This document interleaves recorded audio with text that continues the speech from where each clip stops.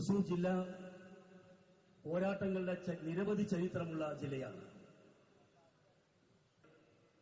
ഇവിടെ trade union പ്രസ്ഥാനമെല്ലാം ശക്തിപ്പെട്ടു വന്നത് ഭരിച്ച ജില്ലയാണിത്. സഖാവ് അഴീക്കോടൻ രാഘവൻ കുത്തേറ്റ് പിടഞ്ഞു വീണ് മരിച്ച ജില്ലയാണ്. മാറുമറയ്ക്കുന്നതിന് വേണ്ടി, അവകാശത്തിന് വേണ്ടി, പോരാട്ടത്തിന് വേണ്ടി ഗുരുവായൂർ സത്യാഗ്രഹം സഖാവ് കൃഷ്ണപിള്ളയും AKGയും എല്ലാം ചേർന്ന്, അന്തിക്കാട്ടെ ചെത്തുസമരം, സഖാവ് S. നമ്പീശൻ തലമുടി നാലിഴയ്ക്ക് മാത്രം രക്ഷപ്പെട്ട വേലൂർ കനാൽ സമരം, ചാലയിലെ തൊഴിലാളികളുടെ സമ്മേളനമാണ് ഇപ്പോൾ നടന്നത്. CITUവിന്റെ സംസ്ഥാന സമ്മേളനം ജനുവരി 12, 13, 14 തീയതികൾ, അതിന്റെ എല്ലാം മുന്നോടിയായിട്ടുള്ള സമ്മേളനമാണ് ഇന്ന് ഇവിടെ നടന്നത്. നമ്മുടെ ഈ പൊതുസമ്മേളനം ഉദ്ഘാടനം ചെയ്യുന്നത് വാക്കുകൾ കൊണ്ട് കേരളത്തിന്റെ സ്ഥൈര്യത്തിന്റെ ഏറ്റവും വലിയ അടയാളം, ഏത് മാധ്യമ സിൻഡിക്കേറ്റിനും തോൽപ്പിക്കാൻ കഴിയാത്ത വ്യക്തിത്വം, നമ്മുടെ എല്ലാം ഏറ്റവും പ്രിയങ്കരനായ CPI ജില്ലയിലെ അമരക്കാരനായിരുന്ന, ഇന്നും ഈ ജില്ലയുടെ ഏറ്റവും പ്രിയപ്പെട്ട നേതാക്കന്മാരിൽ ഒരാളായിട്ടുള്ള സഖാവ് ബേബി ജോൺ മാസ്റ്റർ ഈ വേദിയിലുണ്ട്. അദ്ദേഹം സംസാരിക്കും. സഖാവിനെ ജില്ലയുടെ അമരക്കാരൻ, നമ്മുടെ പ്രിയങ്കരനായ നേതാവ് സഖാവ് AC മൊയ്തീൻ ഈ വേദിയിലുണ്ട്. അദ്ദേഹം സംസാരിക്കും. സഖാവ് മൊയ്തീനെ ഈ വേദിയിലേക്ക് സ്വാഗതം ചെയ്യുന്നു. CPI നേതാക്കന്മാരായിട്ടുള്ള സഖാവ് NR ബാലൻ, സഖാവ് KV Abdul Khader MLA, UP Joseph, എല്ലാവരെയും ഈ സമ്മേളനത്തിലേക്ക് സ്വാഗതം ചെയ്യുന്നു. തൃശൂർ ജില്ലയിലെ ദീർഘമായിട്ടും തന്റെ ജൈത്രയാത്ര തുടരുകയാണ്.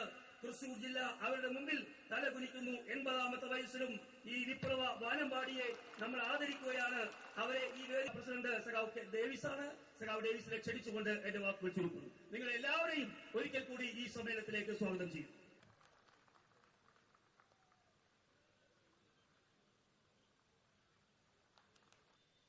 80ാമത്തെ വയസ്സിൽ ഇങ്ങനെ തൃശ്ശൂരിലൊരു ആദരവ് കിട്ടുമെന്ന് സ്വപ്നത്തിൽ പോലും കരുതിയിരുന്നില്ല.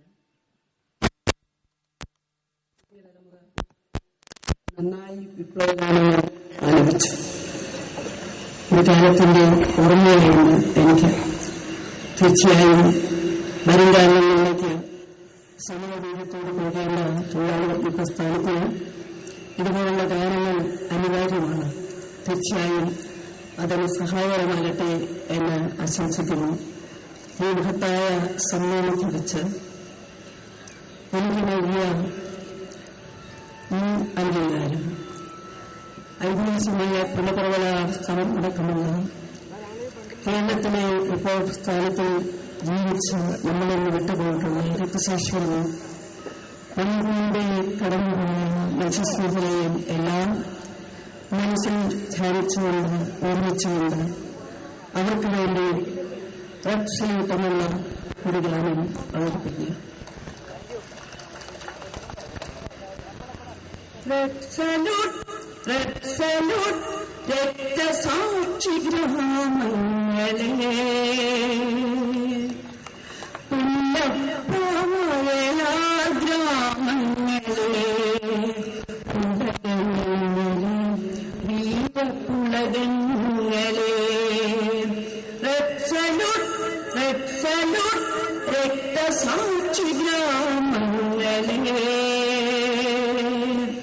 പുല്ലപ്പായ ഗ്രാമങ്ങളെ, ഉലകങ്ങളിൽ വീരപ്പുളകങ്ങളെ,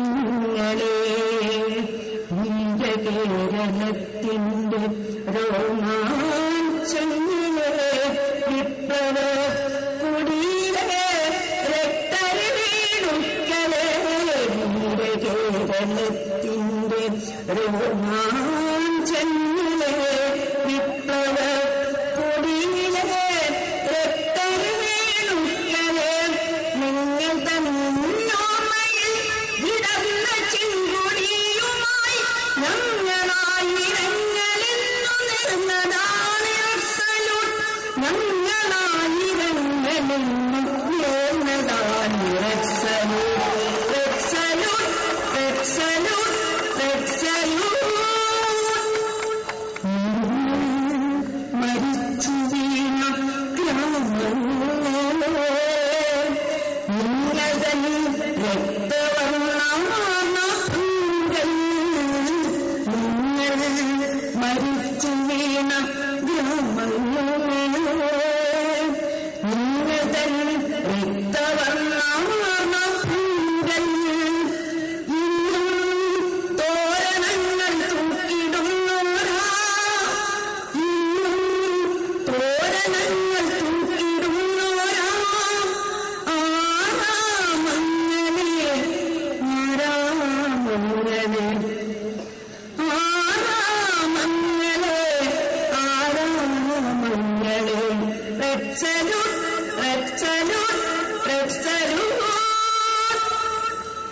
അരനൂറ്റാണ്ടായൊരു നാടിന്റെ മോചനം കാലം നിങ്ങൾക്കുയർത്തിയിടുന്ന സ്മാരകം അരനൂറ്റാണ്ടായൊരു നാടിന്റെ മോചനം കാലം നിങ്ങൾക്കുയർത്തിയിടുന്ന സ്മാരകം ഇന്നും അപൂർവ ശോഭയാർന്നൊരാ സ്മാരകം നിങ്ങൾക്കുയർന്നിടുന്നു വിപ്ലവാഭിവാദനം നിങ്ങൾക്കുയർന്നിടുന്നു വിപ്ലവാഭിവാദനം റെഡ് സല്യൂട്ട് റെഡ് സല്യൂട്ട് രക്തസാക്ഷി ഗ്രാമങ്ങളെ പുണ്യപ്രമാണ കുണ്ടകളെ വീരകുലകങ്ങളെ കുണ്ടകളെ വീരകുലകങ്ങളെ red salute red salute red salute.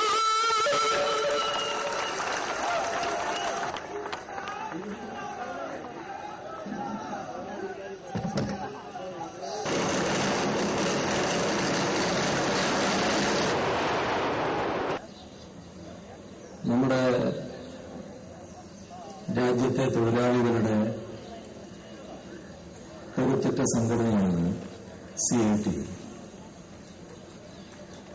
അതിന്റെ ജില്ലാ സമ്മേളനങ്ങൾ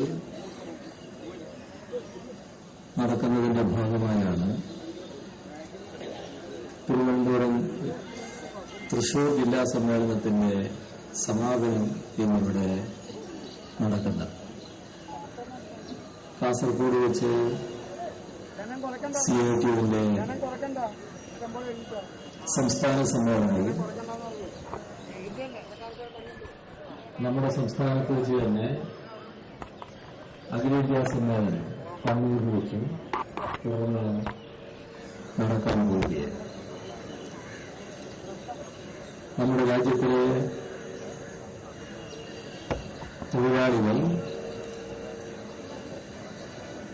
തൊഴിലാളിയുടെ സംഘടിത ശക്തി ലോകമാകെ അംഗീകരിക്കുമാറ് പ്രകടിപ്പിച്ചു കഴിഞ്ഞ ഒരു കാലം പിന്നിട്ടാണ് നമ്മൾ നിൽക്കുന്നത്. നമ്മുടെ രാജ്യത്തിലെ ഗവൺമെന്റ് തുടർന്നു വരുന്ന തൊഴിലാളി ദ്രോഹ നടപടികൾ, ആ തൊഴിലാളി ദ്രോഹ നടപടികളിൽ പ്രതിഷേധിച്ചുകൊണ്ട് രാജ്യത്താകെയുള്ള തൊഴിലാളികൾ യോജിച്ച് രാജ്യത്തിലെ ഭരണാധികാരികളുടെ കണ്ണ് തുറപ്പിക്കുന്നതിനായി ഒരു ദിവസത്തെ പണിമുടക്കം നടത്തുകയുണ്ടായി. ആ പണിമുടക്കത്തിന്റെ പ്രത്യേകത 10 കോടി തൊഴിലാളികൾ പങ്കെടുത്തു എന്നത് മാത്രമായിരുന്നില്ല. ആ പണിമുടക്കിന് നേതൃത്വം നൽകിയ സംഘടനകളും നമ്മുടെ രാജ്യത്തെ ഗവൺമെന്റിന് നേതൃത്വം കൊടുക്കുന്ന UPAക്ക് നേതൃത്വം കൊടുക്കുന്ന കോൺഗ്രസിന്റെ തൊഴിലാളി സംഘടനയായ INTUC ഈ പണിമുടക്ക് ആഹ്വാനം ചെയ്ത കൂട്ടത്തിലുണ്ടായി എന്നതായിരുന്നു അതിന്റെ ഏറ്റവും വലിയ പ്രത്യേകത. രാഷ്ട്രീയ വ്യത്യാസമില്ലേ തൊഴിലാളി സംഘടനകൾ യോജിപ്പിനുകളിലേക്ക് എത്തിച്ചത് നമ്മുടെ രാജ്യത്ത് ഗവൺമെന്റ് സ്വീകരിക്കുന്ന തെറ്റായ നടപടികളാണ്. ഇതെന്തുകൊണ്ടാണ് സംഭവിച്ചത്? ഇന്ത്യ ഗവൺമെന്റ് ആഗോളവൽക്കരണ നടപടികൾ നടപ്പിലാക്കാൻ തുടങ്ങി. ആഗോളവൽക്കരണ നയം അംഗീകരിച്ചതിന്റെ ഭാഗമായി ഈ രാജ്യത്ത് നടപ്പിലാക്കിയ ഉത്തമ ഉദാരവൽക്കരണ നടപടികൾ രാജ്യത്തിന്റെ ഓരോ മേഖലയ്ക്കകത്തും വിദേശ മൂലധനം കടന്നുവരുന്നതിന് സൗകര്യമൊരുക്കുണ്ടായിരുന്നു. ഇതിന്റെ ഭാഗമായി നമ്മുടെ രാജ്യത്തിലെ പൊതുമേഖലാ സ്ഥാപനങ്ങൾ സ്വകാര്യവൽക്കരിക്കുന്നതിനുള്ള നീക്കങ്ങൾ ആരംഭിച്ചു. ഏതൊക്കെ സ്ഥാപനങ്ങൾ സ്വകാര്യവൽക്കരിക്കാൻ തുടക്കം കുറിച്ചോ അവിടങ്ങളിലെല്ലാം തൊഴിലാളികളുടെ ശക്തമായ പ്രതിഷേധവും പ്രക്ഷോഭവും ഉയർന്നു വന്നു. അതിന്റെ ഫലമായി ഗവൺമെന്റ് വിചാരിച്ച വേഗതയിൽ അവരുടെ ഉദ്ദേശം നടപ്പിലാക്കാനായിട്ടുണ്ടാവില്ല. പക്ഷേ അവർ ഉദ്ദേശിച്ച കാര്യങ്ങളിൽ നിന്ന് പുറകോട്ട് പോയില്ല എന്ന് മാത്രമല്ല, ഓരോ ഘട്ടത്തിലും അവർ ഉദ്ദേശിച്ച കാര്യങ്ങൾ പ്രാവർത്തികമാക്കുന്നതിനുള്ള കടുത്ത നടപടികൾ സ്വീകരിക്കുന്ന നിലയുണ്ടാവുകയും ചെയ്തു. പൊതുമേഖലാ സ്ഥാപനങ്ങളുടെ ഓഹരികൾ വിറ്റഴിക്കുന്നത് ഇതിന്റെ ഭാഗമായാണ്. ഗവൺമെന്റ് തീരുമാനിച്ചുറപ്പിച്ചുകൊണ്ട് അത്തരം സ്ഥാപനങ്ങൾ ഉണ്ടായ കാലം മുതൽക്ക് നഷ്ടമെന്താണെന്ന് അറിയാത്ത സ്ഥാപനങ്ങളുടെ ഓഹരികളാണ് വിറ്റഴിക്കുന്നത്. ഇങ്ങനെ ഓഹരികൾ വിറ്റഴിക്കുമ്പോൾ അവയിൽ പലതും ബഹിരാഷ്ട്ര കുത്തകകൾ വാങ്ങുന്ന നിലവരെ ഇവിടെ വരുന്നു. അപ്പോൾ നമ്മുടെ പൊതുമേഖലാ സ്ഥാപനങ്ങളിൽ ഓഹരി പങ്കാളിത്തമുള്ളവരെയായി ഇവിടുത്തെ കുത്തകകൾ മാത്രമല്ല ബഹിരാഷ്ട്ര കുത്തകകളും മാറുന്നു. ഇതോടൊപ്പം തന്നെ രാജ്യത്തിന്റെ വിവിധ മേഖലകൾ വിദേശ മൂലധനത്തെ സ്വാഗതം ചെയ്യുന്നവരെ സ്വീകരിക്കുകയാണ്. അതിന്റെ ഫലമായി നമ്മുടെ രാജ്യത്തിന്റെ സാധാരണ നിലക്കുള്ള സുരക്ഷ അതുപോലും അപകടപ്പെടുന്ന നിലയാണ് സ്വീകരിക്കുന്നത്. ധനകാര്യ സ്ഥാപനങ്ങളിൽ വിദേശ മൂലധനം ഇന്ത്യ ഗവൺമെന്റ് സ്വാഗതം ചെയ്യുന്നു. ആ നയത്തിന്റെ തുടർച്ചയായി നമ്മുടെ രാജ്യത്തിലെ ബാങ്കുകളിൽ വിദേശ മൂലധനം വരട്ടെ എന്ന നിലപാടാണ് ഇന്ത്യ ഗവൺമെന്റ് സ്വീകരിച്ചിരിക്കുന്നത്. നാം കാണേണ്ട ഒരു യാഥാർത്ഥ്യം 2008 അമേരിക്കയിലെ വൻകിട ധനകാര്യ സ്ഥാപനങ്ങളും ബാങ്കുകളും ഇൻഷുറൻസ് സ്ഥാപനങ്ങളും തകർന്നുപോയി. തെറ്റായ നയത്തിന്റെ ഫലമായാണ് അത് തകർന്നത്.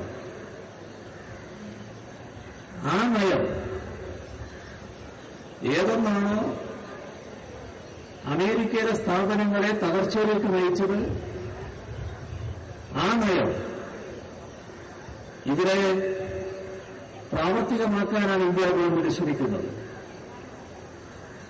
ഇതിന്റെ ഭാഗമായി ബാങ്കിംഗ് മേഖലയിൽ, ഇൻഷുറൻസ് മേഖലയിൽ വിദേശ മൂലധനം കൊണ്ടുവരാൻ ഇന്ത്യ ഗവൺമെന്റ് നടപടികൾ സ്വീകരിക്കുകയാണ്. ഇതിന്റെ ഫലമെന്തായിരിക്കും? ആത്യന്തികമായി സംഭവിക്കാൻ പോകുന്നത് നമ്മുടെ നാട്ടിലെ ബാങ്കുകളുടെയും ഇൻഷുറൻസ് സ്ഥാപനങ്ങളുടെയും തകർച്ചയാണ്. അപ്പൊ നമ്മുടെ രാജ്യത്തിലെ ബാങ്കുകളെടുത്താൽ ഒരു തരത്തിലുള്ള സാമ്പത്തിക പ്രശ്നങ്ങളുമില്ലാതെ പ്രവർത്തിക്കുന്ന ബാങ്കുകളാണ് പലതും എന്നത്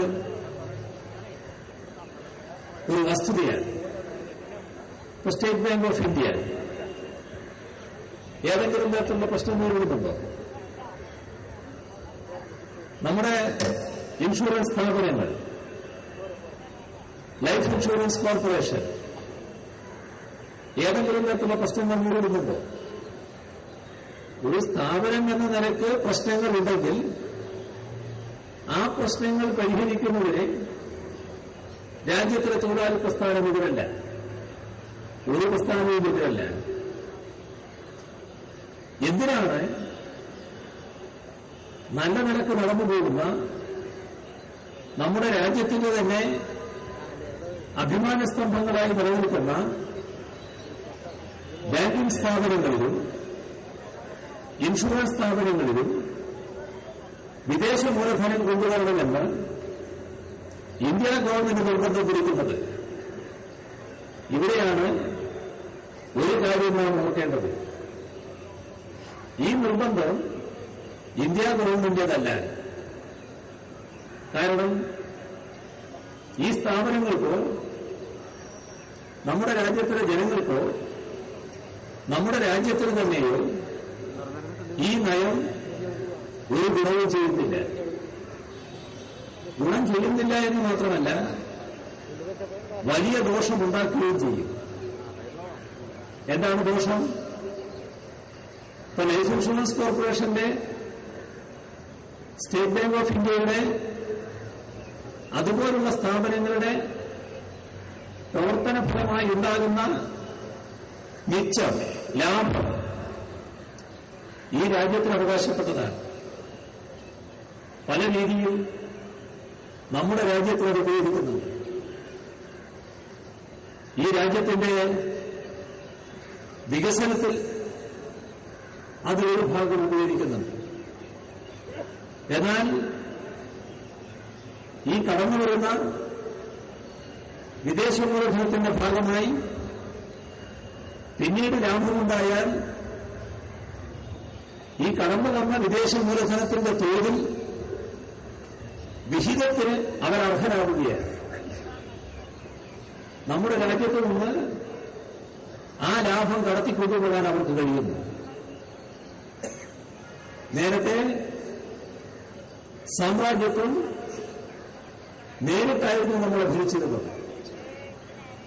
ആ ഭരണകാലത്ത് രാജ്യത്തെ വലിയ തോതിൽ ചൂഷണം ചെയ്തവരായിരുന്നു അവർ. ആ ചൂഷണം ചെയ്യുന്നതിന്റെ ഭാഗമായി വലിയ ലാഭം അവർ കടത്തിക്കൊണ്ടുപോയിരുന്നു. ചൂഷണത്തിന് തടസ്സമായി നിൽക്കുന്ന അവരുടെ മാർക്കറ്റ് വികസിക്കുന്നതിന് തടസ്സമായി നിൽക്കുന്ന ഇവിടെയുള്ള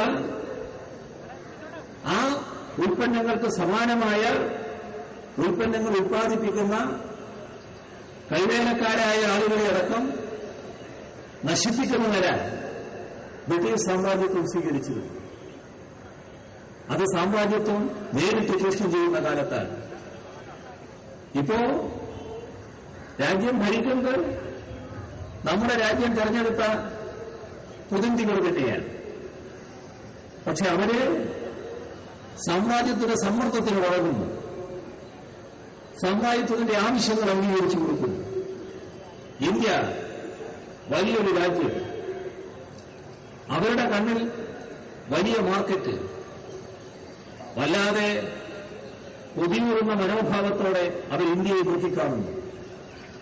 അവരുടെ ബഹുരാഷ്ട്ര കുത്തകകൾക്ക് ഇങ്ങോട്ട് കടന്നു വരാൻ കഴിഞ്ഞാൽ ബാങ്കിംഗ് മേഖലയിൽ, ഇൻഷുറൻസ് മേഖലയിൽ, ഫാർമസ്യൂട്ടിക്കൽ മേഖലയിൽ, നമ്മുടെ രാജ്യത്തിന്റെ വിവിധ മേഖലകളിൽ കടന്നു വരാൻ കഴിഞ്ഞാൽ അവർക്ക് കിട്ടാൻ പോകുന്ന സൗഭാഗ്യം, അതിന്റെ ഭാഗമായി കൊള്ളയടിക്കാൻ കഴിയുന്ന ലാഭത്തിന്റെ ആ കണക്ക് അവരെ വല്ലാതെ ബോധിപ്പിക്കുന്നു. ആ ആർത്തികൊണ്ട ബഹുരാഷ്ട്ര കുത്തകകൾ, ആ കുത്തകൾക്ക് വേണ്ടിയുള്ള സമ്മർദ്ദമാണ് ഇവിടെ അമേരിക്കൻ സാമ്രാജ്യത്വം ഇന്ത്യ ഗവൺമെന്റ് നേരെ ചെലുത്തുന്നത്. ഇന്ത്യ ഗവൺമെന്റ് ആണെങ്കിൽ, ഇന്ത്യ ഗവൺമെന്റ് നേതൃത്വം കൊടുക്കുന്ന കോൺഗ്രസ് ആണെങ്കിൽ ഈ കാര്യത്തിൽ തീർത്തും മാറിപ്പോയിരിക്കുന്നു. നേരത്തെയുള്ള നിലയെയല്ല അവർ സ്വീകരിക്കുന്നത്. നേരത്തെയും നമ്മുടെ രാജ്യത്ത് കോൺഗ്രസ് നേതൃത്വത്തിലുള്ള ഗവൺമെന്റാണ് ഉണ്ടായിരുന്നത്. പക്ഷേ ആ ഗവൺമെന്റ് ഒരു ഘട്ടം വരെ ഇവിടെ സ്വീകരിച്ചത് സാമ്രാജ്യത്തിന് കീഴ്പ്പെടുന്ന നയമായിരുന്നില്ല. ആഭ്യന്തര രംഗത്ത് തെറ്റായ നയങ്ങളൊക്കെ അവർ സ്വീകരിച്ചിട്ടുണ്ട്. എന്നാൽ സാമ്രാജ്യത്തിന് കീഴടങ്ങാതെ സാമ്രാജ്യത്വത്തെ പല കാര്യങ്ങളിലും എതിർക്കുന്ന സമീപനം അവർ സ്വീകരിച്ചിരുന്നു. ഇതിനാണ് മാറ്റം വന്നത്. ആ മാറ്റം വന്നതിന്റെ ഭാഗമായാണ് അമേരിക്കൻ അംബാസഡർ ഡൽഹിയിൽ നിന്ന് അമേരിക്കയിലേക്ക് അയച്ച സന്ദേശം വിക്കിലീക്സ് ചോർത്തിയപ്പോൾ നമ്മുടെ രാജ്യത്തിലെ പ്രമുഖരായ 3 കോൺഗ്രസ് നേതാക്കളെ നമ്മളുടെ ആളുകൾ എന്ന് അമേരിക്കൻ അംബാസഡർ വിശേഷിപ്പിക്കുന്ന നിലയിലേക്ക് എത്തിയത്. ആ കത്തിൽ സോണിയാഗാന്ധി, മൻമോഹൻ സിംഗ്, രാഹുൽ ഗാന്ധി ഈ 3 ആളുകളെയും നമ്മുടെ ആളുകളെന്നാണ് അമേരിക്കൻ അംബാസഡർ വിശേഷിപ്പിച്ചത്. അമേരിക്കയ്ക്ക് അയച്ച സന്ദേശം. ഇതിന്റെ ഭാഗമായി നയം മാറിയിരിക്കുന്നു. ആ നയമാറ്റത്തിന്റെ ഫലമായാണ് ഈ മേഖലകളെല്ലാം അടിയറ വെക്കാൻ പോകുന്നത്. ഇപ്പോൾ ഫാർമസ്യൂട്ടിക്കൽ രംഗം ഇവിടെ 100% വിദേശ മൂലധനമാകാമെന്നാണ് ഇപ്പോൾ വന്നിട്ടുള്ളത്. 100% വിദേശ മൂലധനം എന്ന് പറഞ്ഞാൽ അതിന്റെ അർത്ഥം എന്താ? നേരെ വിദേശ കമ്പനികളിൽ നിന്നാണ്. ഇന്ന് ലോക മാർക്കറ്റിൽ ഏറ്റവും വിലയുള്ള ഒന്നാണ് മരുന്ന്. യഥാർത്ഥത്തിൽ മരുന്നിന്റെ വിലയല്ല ഈടാക്കുന്നത്.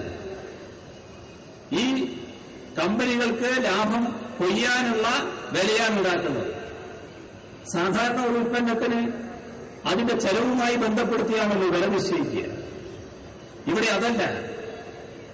നേരത്തെ നമുക്ക് കിട്ടിയ മരുന്ന്, ആ മരുന്നിന് ചെറിയ വിലയേ ഉണ്ടായിരുന്നുള്ളൂ. ആ ചെറിയ വിലക്ക് ഉണ്ടാക്കാൻ കഴിയുന്നതാണ് ഈ മരുന്ന്. പക്ഷേ ഭൂരാഷ്ട്ര കുത്തകകൾക്ക് വൻതോതിലുള്ള ലാഭം ലഭിക്കണം. അതിനുവേണ്ടി അവരാണ് നിശ്ചയിക്കുന്നത്. മരുന്നിന്റെ വില അവർ നിശ്ചയിക്കുകയാണ്. ഇന്ന് ലോക മാർക്കറ്റിൽ മരുന്ന് വില വൻതോതിൽ ഉയർന്നതാണ്. നമ്മുടെ രാജ്യത്തും ഉയർന്ന വിലയാണ് ഇപ്പോൾ ഉള്ളത്. പക്ഷേ ഇതിനേക്കാളെല്ലാം എത്രയോ മടങ്ങ് ഉയർന്നതാണ് ലോക മാർക്കറ്റിലുള്ള മരുന്നിന്റെ വില. നമ്മൾ ഉപയോഗിക്കുന്ന അതേ മരുന്ന് മറ്റൊരു രാജ്യത്ത് പോയി വാങ്ങുമ്പോൾ ഇതിനേക്കാളും കൂടുതൽ വിലയാണ്. ഭൂരാഷ്ട്ര കുത്തകകൾ ഇങ്ങോട്ട് വരാൻ തയ്യാറായാൽ, അവര് ഇവിടെ നേരിട്ട് കമ്പനികൾ നടന്നു നടന്നാൽ അവരുടെ കയ്യിലായി മാർക്കറ്റ്. അവർ നിശ്ചയിക്കുന്ന വിലയായി മരുന്നിന്. നാട്ടിലെ സാധാരണക്കാർക്ക് മരുന്ന് വാങ്ങാനേ കഴിയില്ല. സാധാരണ നിലക്കുള്ള ഒരു ചികിത്സക്കുള്ള മരുന്ന് പോലും, ഒരു പനി വന്നാലുള്ള മരുന്ന് പോലും വാങ്ങാൻ കഴിയില്ല. ഇത്തരമൊരവസ്ഥയിലേക്കാണ് നമ്മുടെ രാജ്യത്തെ തള്ളിവിടുന്നത്. ഇതിനെതിരെയാണ് ശക്തമായ പ്രതിഷേധം തൊഴിലാളികളിലാകെ ഉയർന്നു വന്നത്. അതോടൊപ്പം വ്യവസായ മേഖലയെ പിന്നോട്ടടിപ്പിക്കുന്ന നയം, ആ രംഗത്ത് ഗവൺമെന്റ് സ്വീകരിക്കുന്ന നടപടികൾ, ഇതെല്ലാം വ്യവസായ മേഖലയെ, അതിൽ തൊഴിലെടുക്കുന്ന തൊഴിലാളിയെ പ്രതികൂലമായി ബാധിക്കുകയാണ്. ഇത് ഉയർത്തിക്കൊണ്ടാണ്, ഈ പ്രശ്നം വെച്ചുകൊണ്ടാണ് നമ്മുടെ രാജ്യത്തിലെ തൊഴിലാളികൾ ഐതിഹാസികമായ പ്രക്ഷോഭത്തിലേക്ക് വന്നത്. ലോകം തന്നെ ശ്രദ്ധിച്ച പ്രക്ഷോഭം. 10 കോടി തൊഴിലാളികൾ രാജ്യത്താകെ പണിമുടക്കിയ പ്രക്ഷോഭം. ഇന്ത്യ ഗവൺമെന്റ് നിലയെന്താണ്? ഇന്ത്യ ഗവൺമെന്റ് അതേതായ തുടരുകയാണ്. നമ്മുടെ രാജ്യത്തിലെ ഗവൺമെന്റിന്റെ മനോഭാവം ഇതാണ്. ഇപ്പോ INTC ഒരു കാര്യം പ്രഖ്യാപിക്കുകയുണ്ടായി. നമ്മുടെ രാജ്യത്തിലെ നേരത്തെ പണിമുടക്കിയ, അതിന് നേതൃത്വം കൊടുത്ത തൊഴിലാളി സംഘടനകളെല്ലാം യോജിച്ചുകൊണ്ട് വീണ്ടും ഒരു പണിമുടക്കിലേക്ക് പോകുന്നു. 2 ദിവസത്തെ പണിമുടക്ക്. 48 മണിക്കൂർ പണിമുടക്ക്. ആ പണിമുടക്കിന് നേതൃത്വം കൊടുക്കുന്നതിൽ INTC അടക്കം വരികയാണ്. നേരത്തെയുള്ള അതേ യോജിപ്പ് കൂടുതൽ പ്രബലമായ രീതിയിൽ ഉയർന്നു വന്നിരിക്കുന്നു. ആ പണിമുടക്കിന്റെ പ്രാധാന്യം വിശദീകരിക്കുന്ന INTC നേതാവിന്റെ ശബ്ദം നാം കേട്ടു. അദ്ദേഹം എന്താ പറഞ്ഞത്? കേന്ദ്ര ഗവൺമെന്റ് തൊഴിലാളിദ്രോഹ നടപടികൾ തുടരുകയാണ്. ആ തൊഴിലാളിദ്രോഹ നടപടികൾ തിരുത്തിയിട്ടില്ല. അത് തിരുത്താത്തതുകൊണ്ട് തന്നെ ഞങ്ങൾക്ക് മറ്റു വിഭാഗം തൊഴിലാളികളോടൊപ്പം പ്രക്ഷോഭത്തിൽ അണിനിരക്കേണ്ടി വന്നിരിക്കുന്നു. പ്രക്ഷോഭത്തിൽ അണിനിരന്നില്ലെങ്കിൽ ഞങ്ങൾ ഒറ്റപ്പെട്ടു പോകും. ഇതുകൊണ്ടാണ് ഞങ്ങൾ ഈ പണിമുടക്കിൽ മറ്റു തൊഴിലാളി സംഘടനകളോടൊപ്പം അണിചേരുന്നത്. ഞങ്ങൾ പിൻവാങ്ങണമെന്ന് പറയുന്നവരുണ്ട്. അതിനൊരു കാര്യം ചെയ്താൽ മതി, ഈ തൊഴിലാളിദ്രോഹ നടപടികൾ അവസാനിപ്പിച്ചാൽ മതി, തൊഴിലാളിദ്രോഹ നടപടികൾ തിരുത്തിയാൽ മതി. ആരാ പറയുന്നത്? രാജ്യത്തെ ഗവൺമെന്റ് നേതൃത്വം കൊടുക്കുന്ന കോൺഗ്രസിന്റെ അഖിലേന്ത്യാ നേതാക്കളിൽ ഒരാളായ INTC നേതാവ്. ഇതാണ് രാജ്യത്തിന്റെ അവസ്ഥ. എല്ലാ മേഖലയിലും ഈ തിരിച്ചടി കാണാൻ നമുക്ക് കഴിയും. ഇപ്പോ നമ്മുടെ രാജ്യത്തിലെ ചെറുകിട കച്ചവട രംഗം, ഇപ്പോ പാർലമെന്റ് ഇന്ന് ചർച്ച ചെയ്യുന്ന വിഷയമാണത്. എന്താണ് ചെറുകിട കച്ചവട രംഗത്ത് സംഭവിച്ചിരിക്കുന്നത്? അവിടെ ഈ പറഞ്ഞതുപോലെ ബഹുരാഷ്ട്ര കുത്തകകൾക്ക് കടന്നു വരാനുള്ള സൗകര്യം ഒരുക്കുകയാണ്. വാൾമാർട്ട് പോലുള്ള കൂറ്റൻ കമ്പനികൾ അവർക്ക് നമ്മുടെ രാജ്യത്ത് വരാനുള്ള സൗകര്യം ഒരുക്കുന്നു. അവരിങ്ങോട്ട് വന്നാൽ ബാധിക്കുന്ന ആരെയാണ്? 4 കോടി പേരാണ് ചെറുകിട കച്ചവട രംഗത്ത് വ്യാപരിച്ചിട്ടുള്ളത്.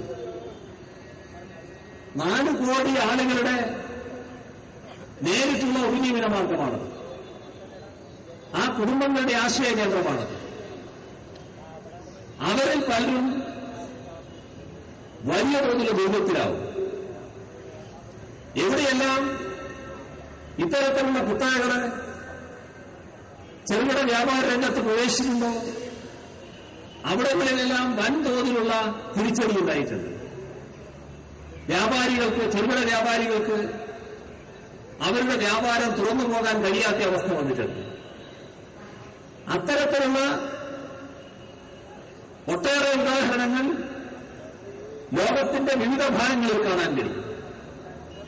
എന്തിനാണ് നമ്മുടെ രാജ്യത്തിനകത്തേക്ക് വാൾമാർട്ടിനെ പോലുള്ള അന്താരാഷ്ട്ര ഭീമന്മാരെ കൊണ്ടുവരുന്നത്? അവരിങ്ങോട്ട് വന്നതുകൊണ്ട് നമുക്കെന്ത് സൗകര്യമാണ് കിട്ടാൻ പോകുന്നത്? എല്ലാവർക്കും ബുദ്ധിമുട്ടാണ് വരാൻ പോകുന്നത്. വാങ്ങുന്നവർക്ക് ബുദ്ധിമുട്ട്. ഈ കച്ചവടം ഇപ്പോൾ ചെയ്തുകൊണ്ടിരിക്കുന്ന ആളുകൾക്ക് കച്ചവടം നടത്താനാകാത്ത ബുദ്ധിമുട്ട്. കൃഷിക്കാർക്ക് ഏറ്റവും വലിയ ബുദ്ധിമുട്ട്. ഇതൊക്കെയാണ് സംഭവിക്കാൻ പോകുന്നത്. ബഹുരാഷ്ട്ര കുത്തകകൾ കടന്നു വരുന്നതോടെ കുത്തകകളുടെ കയ്യിലാകും മാർക്കറ്റിന് നിയന്ത്രണം. അങ്ങനെ വന്നാൽ അവർ ചെയ്യുക, ഇവിടുത്തെ കാർഷിക വിഭവങ്ങൾ കാർഷിക മേഖലയിൽ നിന്ന് നേരിട്ട് വാങ്ങും.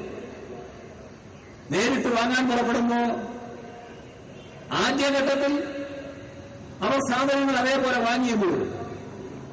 പക്ഷേ പിന്നീട് അവര് വ്യവസ്ഥ വെക്കും. കർഷകർക്ക് ആ വ്യവസ്ഥകൾ അംഗീകരിക്കാൻ കഴിയില്ല. വേറെ വാങ്ങാൻ ആളില്ലാത്ത അവസ്ഥയിലേക്ക് വരുന്നു. കാരണം മാർക്കറ്റ് ഇവരുടെ കയ്യിലായി. ഇവരെ മറ്റു രാജ്യങ്ങളിൽ നിന്ന് ഉൽപ്പന്നങ്ങൾ കൊണ്ടുവരും. അങ്ങനെ ഇറക്കുമതി ചെയ്യുമ്പോൾ നമ്മുടെ രാജ്യത്തിലെ കർഷകരുടെ ഉൽപ്പന്നങ്ങൾ കെട്ടിക്കിടന്ന് നശിച്ചുപോകും.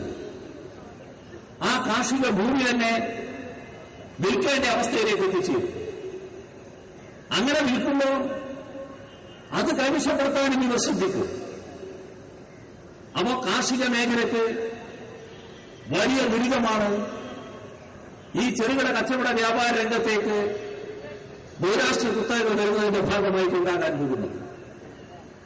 ഇപ്പോ നമ്മുടെ നാട്ടിലെ എവിടെ പോയാലും സാധാരണ നിലയിലുള്ള സാധനങ്ങൾ വാങ്ങാൻ കഴിയും. ചെറിയ വിലക്കുള്ള സാധനങ്ങൾ. ബഹുരാഷ്ട്ര കുത്തക ചെയ്യുന്ന എന്തായിരിക്കും? അതേ ഗുണനിലവാരമുള്ള സാധനം വൻതോതിലുള്ള വില നിശ്ചയിച്ച് ഭീമമായ പരസ്യം ഏർപ്പെടുത്തി ആളുകളുടെ മനസ്സിൽ കൊതിയൂറിച്ച് ഉള്ള വിൽപ്പന തന്ത്രം ആവിഷ്കരിക്കും. അങ്ങനെ വരുമ്പോൾ ചെറിയ വിലക്ക് നാം വാങ്ങിയിരുന്ന ഓരോ ഇനവും മാർക്കറ്റിൽ ഇല്ലാതാകും. പിന്നെ ഉണ്ടാകുന്നതെല്ലാം വലിയ വിലയുടെ കാര്യങ്ങൾ മാത്രമായിരിക്കും. ചെറിയ വിലക്ക് വിറ്റിരുന്ന ആളുകൾക്ക് മാർക്കറ്റിൽ ഇടമില്ലാതാകുന്നു. ഈ വലിയ വിലയുടെ സാധനങ്ങൾ മാത്രം അടിച്ചേൽപ്പിക്കപ്പെടുന്ന നിലവിൽ വാങ്ങാൻ കഴിവില്ലാത്ത ഒരു വിഭാഗമായി നമ്മുടെ രാജ്യത്ത് ഒരു പറ്റം ആളുകൾ മാറും. ഇതും ഇതിന്റെ ഭാഗമായി ഉണ്ടാവുകയാണ്.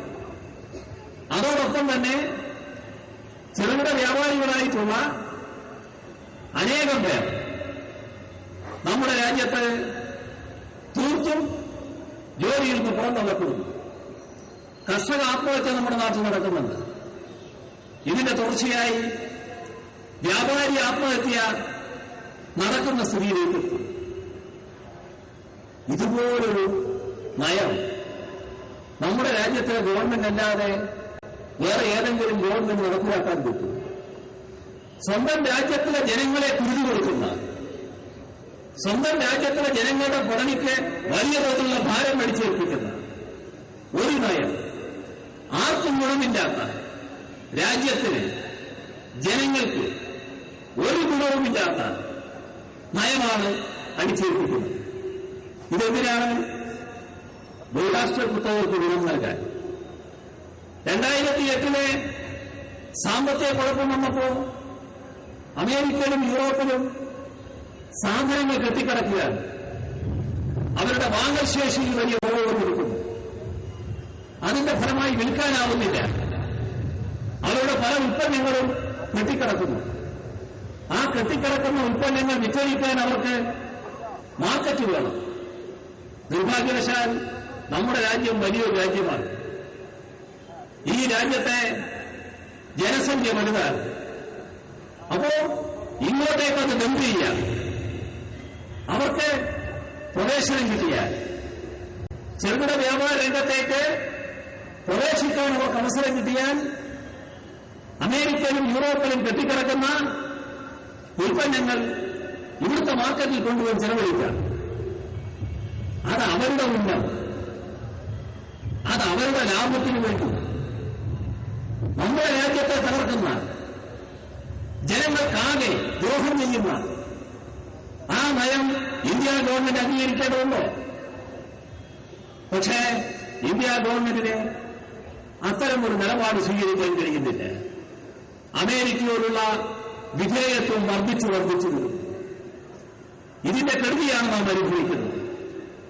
ആഗോളവൽക്കരണ നയത്തിന്റെ, ഉദാരവൽക്കരണ നയം നടപ്പാക്കിയതിന്റെ കെടുതിയാണിതൊക്കെ. ഇതോടൊപ്പം നാം കാണുകയാണ് നമ്മുടെ രാജ്യം ലോകരംഗത്ത് വലിയ പേര് സമ്പാദിക്കുന്നു. പേര് രണ്ടു തരത്തിലുണ്ടല്ലോ, സൽപ്പേരുമുണ്ട്, ദുഷ്പേരുമുണ്ട്. ഇവിടെ സൽപ്പേരല്ല സമ്പാദിക്കുന്നത് മാത്രം. ലോകത്തിൽ ഏറ്റവും അധികം അഴിമതി നടക്കുന്ന രാഷ്ട്രമായി നമ്മുടെ രാജ്യം മാറിയിരിക്കുന്നു. അഴിമതിയുടെ തുക മറ്റു രാജ്യക്കാരടക്കം കേട്ടാൽ ഞെട്ടിപ്പോകുന്ന തുക. ആ ഒരവസ്ഥയിലേക്ക് വന്നിരിക്കുന്നു. എങ്ങനെ വന്നത്? ഈ രാജ്യത്തിലെ പാവപ്പെട്ടവരെ കുറിച്ച് ചിന്തിക്കാൻ നമ്മുടെ രാജ്യത്തിലെ ഗവൺമെന്റ് കഴിയുന്നില്ല. ഇന്ത്യ രാജ്യമെന്നത് 77% 20 രൂപ നിത്യവരുമാനമുള്ളവർ ജീവിക്കുന്ന രാജ്യമാണ്. മുക്കാലോഹരിയിലധികം ആളുകൾ 20 രൂപ കൊണ്ട് എങ്ങനെ ജീവിക്കും? പക്ഷെ അവർ ജീവിതം തള്ളിവീഴ്ത്തുകയാണ്.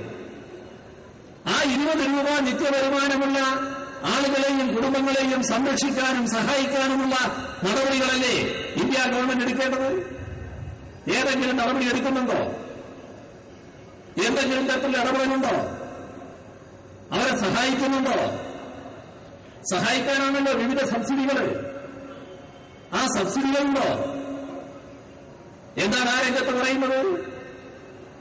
ആ രംഗം വരുമ്പോൾ പറയുന്നത് ഇവിടെ മരം പണം കായ്ക്കുന്ന മരമില്ല എന്നാണ്. പാവപ്പെട്ടവർക്ക് സഹായം നൽകാൻ പണം കായ്ക്കുന്ന മരമില്ല. ഇതാണ് ഇന്ത്യ ഗവൺമെന്റ് ന്യായം. എന്നാൽ പണം കായ്ക്കുന്ന മരം വളരെ കൂടുതലായി വളരുന്നു എപ്പോ കോർപ്പറേറ്റുകൾക്ക് സഹായം കൊടുക്കേണ്ട പ്രശ്നം വരുമ്പോൾ. നമ്മുടെ രാജ്യത്തെ അതിസമ്പന്ന കോർപ്പറേറ്റുകൾ, അവരെ സഹായിക്കാൻ ഗവൺമെന്റ് ഒരു മടിയുമില്ല. അതിന്റെ ഭാഗമായി ഇക്കഴിഞ്ഞ ബജറ്റിൽ 5 ലക്ഷം കോടിയിൽ പരം രൂപ കോർപ്പറേറ്റുകൾക്ക് നികുതി സൗജന്യം നൽകുന്നു. ആ സൗജന്യം നൽകുന്നതിന് വിഷമമില്ല. അതിന് പ്രധാനമന്ത്രി മരം കാണാത്ത പ്രശ്നം വരുന്നില്ല. എന്താ നമ്മുടെ രാജ്യത്തിന്റെ സ്ഥിതി? മഹാഭൂരിപക്ഷം വരുന്നവർക്ക് ഒരു സഹായവുമില്ല, അവർക്കൊരു പിന്തുണയുമില്ല. അവരുടെ റേഷൻ തകർക്കുന്നു. റേഷൻ സമ്പ്രദായമേ ഇപ്പോൾ നമ്മുടെ രാജ്യത്ത് നിലനിൽക്കുന്നില്ല. ഭക്ഷണം എല്ലാവർക്കും വേണ്ടേ? ഈ രാജ്യത്ത് ജീവിക്കുന്ന എല്ലാവർക്കും ഭക്ഷണം വേണമല്ലോ. ഭക്ഷണം ലഭിക്കുമെന്ന് ഉറപ്പുവരുത്തണ്ടേ? രാജ്യത്തെ ഗവൺമെന്റിന്റെ പ്രാഥമികമായ ഉത്തരവാദിത്തമാകേണ്ടത്. എന്താ നമ്മുടെ രാജ്യത്തിന് നില? ആ രംഗമേ തകരാറാക്കി കഴിഞ്ഞു. അതിഭീമമായ വിലക്കയറ്റം. ഇതിന്റെയെല്ലാം ഭാരം പേറേണ്ടി വരുന്നത് രാജ്യത്തിലെ പാവപ്പെട്ടവർ. ആ പാവപ്പെട്ടവർ മഹാഭൂരിപക്ഷം. അവരെ സഹായിക്കാനുള്ള ഒരു പദ്ധതിയുമില്ല. ഇതാണ് ഇന്ത്യ ഗവൺമെന്റിന്റെ നിലപാട്. ഇവിടെ തന്നെ പരിശോധിച്ചാൽ നമുക്ക് കാണാൻ കഴിയും, നമ്മുടെ രാജ്യത്തിലെ അധ്വാനിക്കുന്നവർ, തൊഴിലെടുക്കുന്നവർ 2 രീതിയിലുണ്ടല്ലോ. പെൻഷൻ അർഹതയുള്ള തൊഴിലെടുക്കുന്നവരുണ്ട്. എന്താ ഇപ്പൊ കൊണ്ടുവന്ന നിലപാട്? ഇന്ത്യ ഗവൺമെന്റ് പങ്കാളിത്ത പെൻഷൻ പദ്ധതി നടപ്പാക്കുകയാണ്. അപ്പോൾ നമ്മുടെ രാജ്യത്തെ പെൻഷൻ പദ്ധതി ഉപേക്ഷിക്കാൻ തയ്യാറാകുന്നു. പെൻഷൻ എന്നത് അധ്വാനിക്കുന്നവർക്ക് ആരെങ്കിലും നൽകുന്ന ഒരു ഔദാര്യമല്ല, അത് ജോലി ചെയ്യുന്നവരുടെ യഥാർത്ഥത്തിൽ മാറ്റിവെക്കപ്പെടുന്ന ഒരു വേതനമാണ്. ആ പെൻഷനാണ് ഇല്ലാതാകാൻ പോകുന്നത്. പെൻഷൻ തകർക്കുന്ന നയമാണ് സ്വീകരിക്കുന്നത്. ഈ പെൻഷൻ ഫണ്ടിൽ സാമ്പത്തിക രംഗത്ത് ലോക മുതലാളിത്തം പ്രതിസന്ധിയിലായപ്പോൾ മുതലാളിത്തം വല്ലാതെ കണ്ണു നോക്കുന്നു. കാരണം വലിയ ഫണ്ടാണ് പെൻഷൻ. ഷെയർ മാർക്കറ്റിൽ കിട്ടിയാൽ ആ ഓഹരി കമ്പോളത്തിൽ വലിയ ഉണർവുണ്ടാകുമെന്ന് അവർ കണ്ടു. അതിനുള്ള തന്ത്രങ്ങൾ അവർ ആവിഷ്കരിക്കുന്നു. അമേരിക്കയിലടക്കം പെൻഷൻ ഫണ്ട് വലിയ തോതിൽ ചോർന്നു പോയിരിക്കുന്നു. അതിന്റെ ഫലമായി പെൻഷൻ അവിടെ തുറന്നു നിലനിൽക്കുമോ എന്ന ആശങ്ക ഉയർന്നു വന്നിരിക്കുന്നു. അത്തരമൊരു ഘട്ടത്തിലാണ് ഇവിടെ ഉള്ള പെൻഷൻ ഇല്ലാതാക്കാൻ ഉള്ള സമീപനവുമായി രംഗത്ത് വരുന്നു. ജീവനക്കാരാകെ അതിനെതിരെ പ്രതിഷേധമായി രംഗത്ത് വരുന്നു. നമ്മുടെ സംസ്ഥാനത്ത് പ്രത്യേക പ്രശ്നമുണ്ട്. ഇന്ത്യയിൽ പങ്കാളിത്ത പെൻഷൻ നടപ്പാക്കാത്ത സംസ്ഥാനമാണ് കേരളം. UDF ഗവൺമെന്റ് അടുത്ത കാലത്ത് പ്രഖ്യാപിച്ചു. അതിന്റെ ഭാഗമായി യോജിച്ച പ്രക്ഷോഭം ആ മേഖലയിൽ ഉയർന്നു വരികയാണ്. ഇപ്പൊ രാജ്യത്താകെ എടുത്താൽ ആർക്കു വേണ്ടി ഭരണം? ഇവിടെയുള്ള മഹാഭൂരിപക്ഷത്തിന് വേണ്ടിയല്ല. മഹാഭൂരിപക്ഷത്തിന്റെ പ്രശ്നങ്ങൾ കണ്ടില്ല എന്നിരിക്കുന്നു. നമ്മുടെ രാജ്യത്ത് കോർപ്പറേറ്റുകൾ, ഭരണകക്ഷി നേതാക്കൾ, ഇവിടെയുള്ള ഉദ്യോഗസ്ഥ പ്രധാനികൾ ഇവരെല്ലാം കൂടിയുള്ള ഒരു അവിശുദ്ധ കൂട്ടുകെട്ടുണ്ടായിരിക്കുന്നു. ഈ അവിശുദ്ധ കൂട്ടുകെട്ടിലൂടെ രാജ്യത്തിന്റെ സമ്പത്ത്, രാജ്യത്തിന്റെ ധാതുക്കൾ കൊള്ളയടിക്കുകയാണ്. അതിന്റെ ഭാഗമായാണ് 1,76,000 കോടി രൂപ 2G സ്പെക്ട്രം ഇടപാടിൽ രാജ്യത്തിന് നഷ്ടപ്പെട്ടത്. അതേ നയത്തിന്റെ തുടർച്ചയായിട്ടാണ് കൽക്കരി പാടങ്ങൾ അനുവദിച്ചതിന്റെ ഭാഗമായി 1,86,000 കോടി രൂപ നമ്മുടെ രാജ്യത്തിന് നഷ്ടപ്പെട്ടത്. ഏതെങ്കിലും പ്രതിപക്ഷ കക്ഷി ഉന്നയിച്ച പ്രശ്നമല്ലത്. നമ്മുടെ രാജ്യത്തിന്റെ ഭരണഘടനാ സംവിധാനം, അതാണ് കൺട്രോളർ ആൻഡ് ഓഡിറ്റർ ജനറൽ. അവർ കണക്കുകൾ പരിശോധിച്ചപ്പോൾ കണ്ടെത്തിയ കാര്യമാണത്. തങ്ങളുടെ താൽപര്യങ്ങൾക്കെതിരെ ഏത് കൂട്ടർ വന്നാലും അത് ഭരണഘടനാ സ്ഥാപനമായാലും ആ ഭരണഘടനാ സ്ഥാപനത്തെ അടക്കം തകർക്കാനുള്ള നീക്കങ്ങൾ നടത്താൻ വിശ്വാസിക്ക് വഴിയുണ്ടാവില്ല.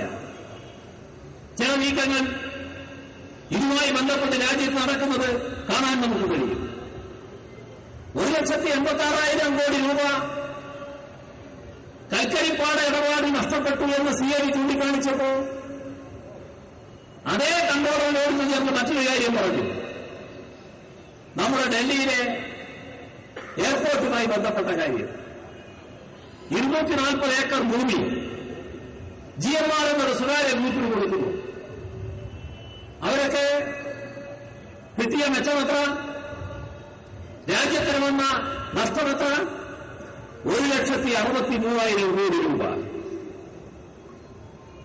അതേ ഗ്രൂപ്പിനെ ആ വിമാനത്താവളം ഉപയോഗിക്കുന്നവരിൽ നിന്നെല്ലാം യൂസർ ഫീ വിളിക്കാനുള്ള സ്വാതന്ത്ര്യം, അവകാശം കൊടുക്കുന്നു.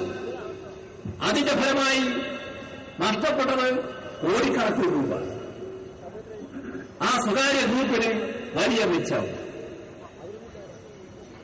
ഇങ്ങനെയുള്ള എത്രയെത്ര അഴിമതികൾ നമ്മുടെ രാജ്യത്തെ വലിയൊരു കുത്തകയാണല്ലോ റിലയൻസ്. റിലയൻസിന് കൃഷ്ണ ഗോദാവരി പണുനിവാതക പദ്ധതി കൊടുത്തു. ആ പണുനിവാതക പദ്ധതിയുമായി ബന്ധപ്പെട്ട പ്രശ്നം ഈ അടുത്ത കാലത്ത് ഗൗരവമായി ഉയർന്നു വന്നു. നേരത്തെ തന്നെ അതുമായി ബന്ധപ്പെട്ട പ്രശ്നങ്ങളുണ്ടായിരുന്നു. അതിന്റെ ഭാഗമായി അനർഹമായി അവർക്ക് നേടിയെടുക്കാൻ കഴിഞ്ഞ തുക ഇപ്പോഴും കൃത്യമായി കണക്കാക്കിയിട്ടില്ല. അനേകായിരം കോടി. എന്നാൽ റിലയൻസിന്റെ മറ്റൊരു കൂട്ടം അനിലമ്പാൻ നേതൃത്വം കൊടുക്കുന്നത് അവർക്ക് മധ്യപ്രദേശിൽ ഒരു വൈദ്യുത പദ്ധതി അനുവദിച്ചു. ആ വൈദ്യുത പദ്ധതി ഇടപാടിൽ രാജ്യത്തിന് നഷ്ടമായത് 29,000 കോടി രൂപ എന്നാണ് കൺട്രോൾമെന്റോട് ഞങ്ങൾ കണക്കാക്കിയത്. ഇങ്ങനെ പോവുകയാണ്. കോമൺവെൽത്ത് ഗെയിംസ് വേറെ നടക്കുന്നു, ആദർശ് ഇൻവെസ്റ്റ് മറ്റൊരു ഭാഗത്ത് നടക്കുന്നു.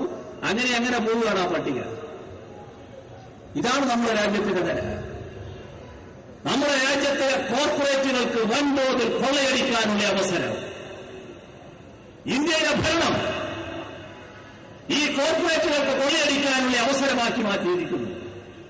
കോർപ്പറേറ്റുകൾ കൊള്ളയടിക്കുമ്പോൾ അതിലൊരു വിഹിതം ഇവരുടെയെല്ലാം കൈകളിലേക്ക് പോകുന്നു. ഇവിടെ നാം ഓർക്കേണ്ടത് കള്ളപ്പണം നമ്മുടെ രാജ്യത്ത് വൻതോതിൽ വ്യാപിക്കുന്നു, വർദ്ധിക്കുന്നു. ഇന്ത്യയിൽ നിന്ന് പണം കടത്തിക്കൊണ്ടുപോയി വിദേശ ബാങ്കുകളിൽ നിക്ഷേപിക്കുന്നു. അക്കൗണ്ടിന്റെ വിശദാംശങ്ങൾ പുറത്തുവിടാത്ത ബാങ്കുകളിൽ നിക്ഷേപിക്കുന്നു. രാജ്യത്ത് വലിയ ചർച്ചാ വിഷയമായി. ഇന്ത്യ ഗവൺമെന്റ് ചില വിവരങ്ങൾ കിട്ടി. ചില രാജ്യത്തിലെ ഗവൺമെന്റുകൾ ആ വിവരങ്ങൾ കൈമാറി.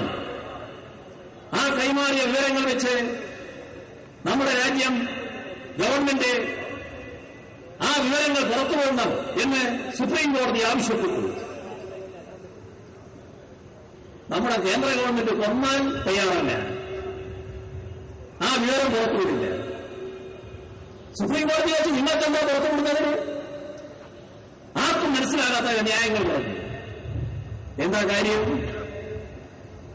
പുറത്തുവിടാമെന്ന് നമുക്ക് പറയാം. അവരെങ്ങനെ പുറത്തുവിടും? പണ്ട് മന്ത്രിമാരായിരുന്നവര്, കോൺഗ്രസ് നേതാക്കന്മാരായിരുന്നവര്, ഇപ്പൊ മന്ത്രിമാരായിരിക്കുന്നവര്, ഇപ്പൊ കോൺഗ്രസ് നേതാക്കന്മാരായിരിക്കുന്നവര്, അവരുടെയെല്ലാം ചിലരുടെ പേരിൽ വൻ തുകയാണ് നിക്ഷേപിച്ചിരിക്കുന്നത്. കുറച്ച് ലക്ഷമോ കുറച്ച് 1000 കോടിയോ ഒന്നുമല്ല,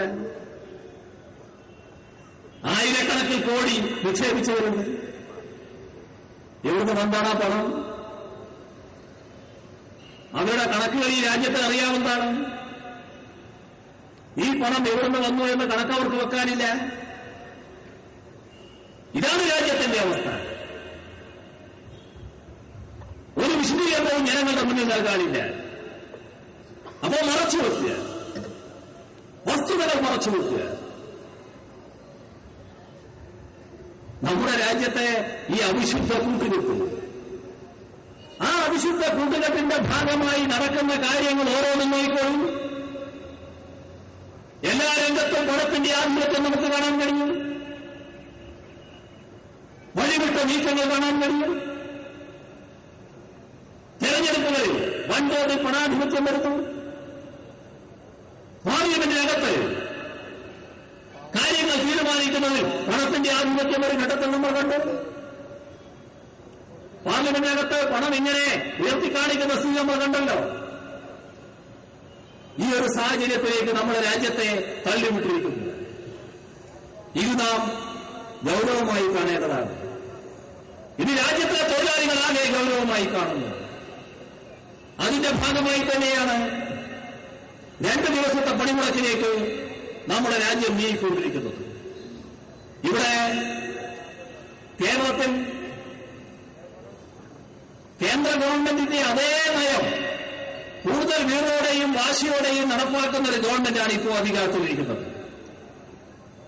കേരളത്തിന്റെ വ്യത്യാസം നോക്കണം. 1.5 വർഷം മുമ്പുള്ള കേരളമാണോ ഇന്നത്തെ കേരളം? 1.5 വർഷം മുമ്പുള്ള കേരളത്തിൽ എല്ലാ മേഖലയും സംതൃപ്തമായിരുന്നല്ലോ. നമ്മുടെ കേരളത്തിലെ തൊഴിലാളി വിഭാഗങ്ങളുടെ സ്ഥിതി നോക്കി. കേരളത്തിലെ പരമ്പരാഗത വ്യവസായ മേഖല 1.5 വർഷം മുമ്പ് എല്ലാ മേഖലയും സംതൃപ്തമായിരുന്നില്ലേ? കേരളത്തിലെ ഏറ്റവും കൂടുതൽ തൊഴിലാളികൾ തൊഴിലെടുക്കുന്ന മേഖലയാണല്ലോ അത്.